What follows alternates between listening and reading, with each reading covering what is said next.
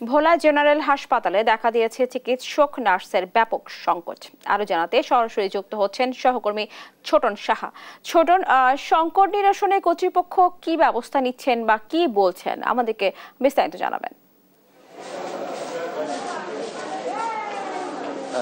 স্নেহা, ভোলার এই হাসপাতালটি হচ্ছে উন্নত সেবার একমাত্র কেন্দ্র। এটি প্রায় 3 বছর আগে এটি কিন্তু 100 শয্যা থেকে 250 শয্যায় উন্নীত হয়েছে, কিন্তু যে সেবার মান সেটি কিন্তু বাড়েনি, কারণ এখানে জনবল সংকট তীব্র আকার ধারণ করেছে। এখানে চিকিৎসকের 61টি পদ রয়েছে, সেখানে কিন্তু চিকিৎসক রয়েছেন 19 জন, এবং নার্সের যে 80টি পদ রয়েছে সেখানে কিন্তু নার্স রয়েছেন 42 জন। এই যে বিপুল সংখ্যক জনবল সংকটের কারণে ভোলাবাসীকে কিন্তু অনেকটাই স্বাস্থ্যসেবা থেকে বঞ্চিত হতে হচ্ছে। আমরা একজন কথা বলবো ভোলাবাসীর সাথে। আপনি এখানে যে চিকিৎসা সেবার মান নিয়ে কতটুকু সন্তুষ্ট? ভোলাবাসী যে 100 শয্যা বিশিষ্ট হসপিটাল থেকে যে 250 শয্যায় উন্নীত হয়েছে, কিন্তু এটা কাঠামোগত উন্নয়ন হয়েছে। যে বাস্তব যে সেবার মান নিয়ে আমরা একেবারে অসন্তুষ্ট, আমরা মোটেও সন্তুষ্ট না। কারণ এইখানে পর্যাপ্ত ডাক্তার নাই, পর্যাপ্ত চিকিৎসা ব্যবস্থা, ডাক্তারের কারণে পর্যাপ্ত চিকিৎসা ব্যবস্থা ভালো হচ্ছে না, এবং রীতিমতো খুবই দুর্বিষহ। আপনাদের দাবি কি? 20 লক্ষ ভোলাবাসীর দাবি খুব দ্রুত মেডিকেল কলেজ করে ভোলাবাসীর উন্নত চিকিৎসার ব্যবস্থা করা হোক।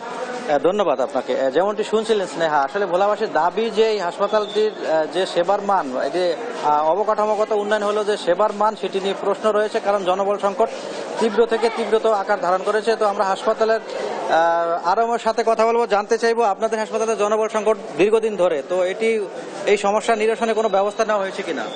আমাদের হাসপাতালের পক্ষ থেকে যথাযথ কর্তৃপক্ষের মাধ্যমে আমরা একাধিকবার চিঠি দিয়েছি। ইতিমধ্যে নতুন কয়েকজন ডাক্তার প্রদান হয়েছে, যা আগে ছিল না, এবং আমাদের যতজন ডাক্তার আছে এবং নার্স আছে তাদের আমরা সর্বোচ্চ সহযোগিতা এবং চিকিৎসা দিয়ে যাচ্ছি, এবং যদি আরও আমরা ডাক্তার এবং নার্স পাই আমরা আরও সেবা বেগবান করতে পারবো।